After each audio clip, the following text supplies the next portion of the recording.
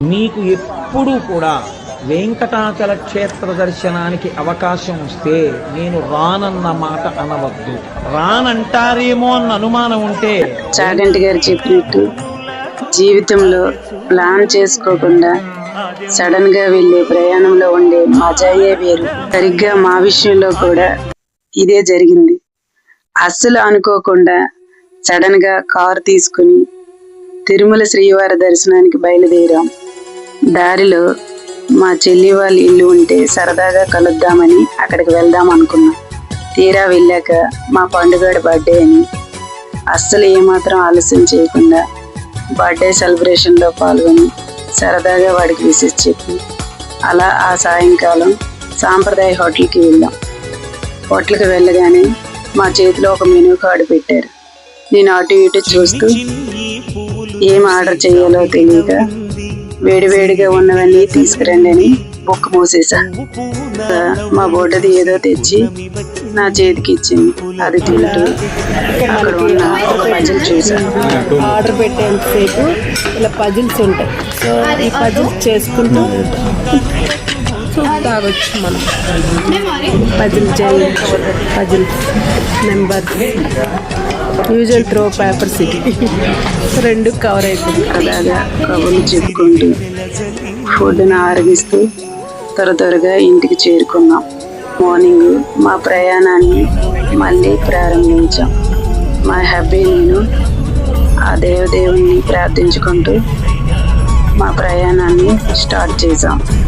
ఇలాంటి చిన్న చిన్న బ్రేక్స్ ప్రయాణాన్ని ఇంకాస్త స్పెషల్గా మారుస్తాయి కదా.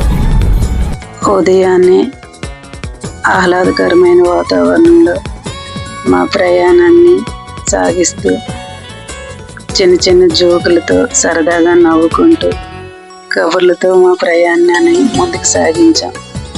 అలాగే దారి పొడవునా కొత్త వీడియోలు రీల్స్ తీసుకుంటూ నవ్వుకుంటూ చాలా సరదాగా మజాగా మా ప్రయాణాన్ని సాగించాం.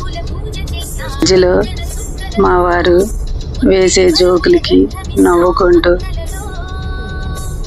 జర్నీ అనేది బోర్ కొట్టకుండా సరదాగా సాగేటట్టు చూసుకున్నాం.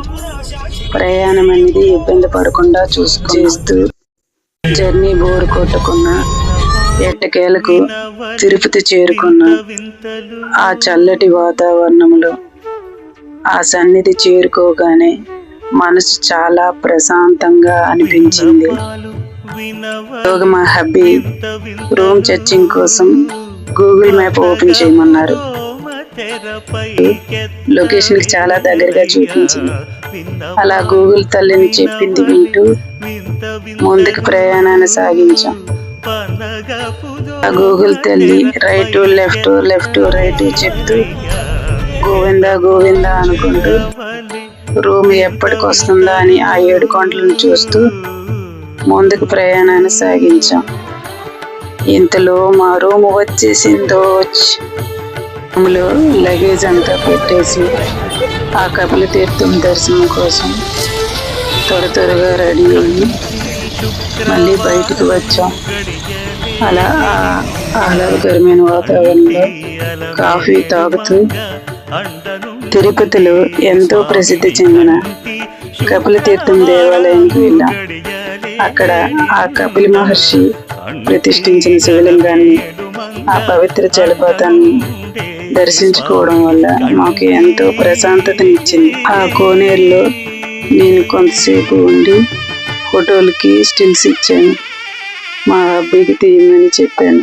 మా అబ్బాయి కూడా ఆ పవిత్ర జలపాతాన్ని దర్శించుకొని ఆ ప్రశాంతమైన వాతావరణంలో కొంతసేపు గడిపాం. ఈ పవిత్ర పుణ్యక్షేత్రం కోసం చెప్పుకుంటే తిరుపతిలో ఎంతో మహిమాన్వితమైన క్షేత్రం ఈ కపిల తీర్థం. తిరుపతి కొండల పాదాల చెంత ఉన్న ఏకైక శివాలయం శేషచల కొండలపై నుండి వచ్చే పవిత్ర జలపాతం కింద స్నానం చేసి కపిల మహర్షి పూజించిన ఆ కపిలేశ్వర స్వామిని దర్శించుకుంటే మనసు ఎంతో ప్రశాంతతనిస్తుందని ఇక్కడ ప్రజల నమ్మకం. నెక్స్ట్ వీడియోలో మేము తిరుమల కొండపైకి ఏ విధంగా చేరుకున్నాం, దర్శనం టికెట్స్ ఏ విధంగా తీసుకొని వెళ్ళాం, అప్డేట్స్ అన్ని మీకు నెక్స్ట్ వీడియో పార్ట్ 2లో తెలియజేస్తాను. Thank you for watching.